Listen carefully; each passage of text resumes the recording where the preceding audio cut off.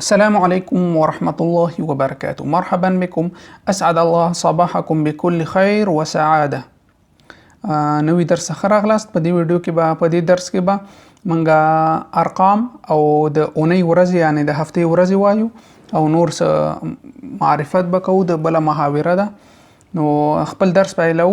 الحمد لله رب العالمين والصلاة والسلام على خير خلقه محمد وعلى آله وأصحابه أجمعين. سبحانك لا علم لنا إلا ما علمتنا إنك أنت العليم الحكيم. رب اشرح لي صدري ويسر لي أمري واحلل عقدة من لساني يفقه قولي. ربي زدني علما. استمع وأعيد. ووري أو دوباره تكرار كلي. الأرقام من 1 إلى 5 وأيام الأسبوع. رقمنا يا عددنا د یونا تر 5 پورې او د اونۍ یا د هفتې ورځې. 1 2 2 3 3 4 4 5 5. اوس د اونۍ ورځې. السبت هفتې ورځ. الأحد يكشنبه. الاثنين دوشنبه. الثلاثاء في شنبه. الأربعاء چهارشنبه. الخميس پنجشنبه. الجمعة جمعه ورځ. صل الكلمة في ألف بما يناسبها في الباء. ويوصل کړئ دغه کلمې د با عددونو سره. 1 کوم کې راځي؟ 1 دا 1. 2 ده. 3 دلته. 5 دلته. او 4 پات شو 4 دلته. بل وسوایو استمع وعيد ووري او دا دوباره تکرار کړئ. السبت د اونۍ ورځې هفتې ورځ ته وایي.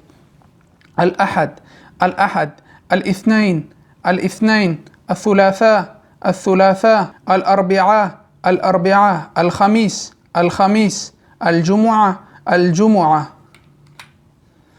مهن افراد الاسره. د کورنۍ غړي مسلکونه یا موقعیتونه چې کوم موقعیتونه کوم مسلکونو کې د کار کوي. استمع وعيد ووري او دا دوباره تکرار کړئ. مساء الخير يا وليد. مساء الخير يا وليد. ماښام په خیر یا ولید. مساء النور. ماښام په خیر. هل هذا أخوك؟ هذا ستا ورور دی. نعم هذا أخي خالد. نعم هذا أخي خالد. هو دا زما ورور دی خالد. وهذه او دا څوک ده؟ وهذه او دا. هذه أختي أمل. هذه أختي أمل او دا زما خور ده أمل. اهلا بخير يعني بخير اغلي. اهلا بخير. الحوار الثاني دويمة محاورة. الحوار الثاني. من هذا؟ دا سوق دي. من هذا؟ هذا أخي خالد. هذا أخي خالد. دا زما ورور دي خالد. هو مهندس. هغا انجينير يا مهندس دي. هو مهندس. ومن هذه؟ او دا سوق ده. هذه أختي أمل. هذه أختي أمل. دا زما خور ده أمل.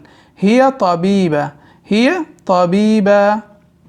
او هغه ډاکټره ده. شكرا مننه. عفوا بخنه غواړم ته هم وایي، خو دلته د شکرا په جواب کې راځي. نو دا زمونږ درسو. هیله کوم چې دغه د اونۍ ورځې یا د هفتې ورځې دا یاد کړئ. سبت، الأحد، الاثنين، الثلاثاء، الأربعاء، الخميس، الجمعه دا یاد کړئ. او یو نه تر 5 پورې دا تاسو کورنۍ دنده شو چې تاسو باید دا یاد کړئ. او بل دا چې یو جمله دې درس ته لیکئ چې تاسو ځان معرفي کړئ چې اسمي احمد انا طبيب دغسي.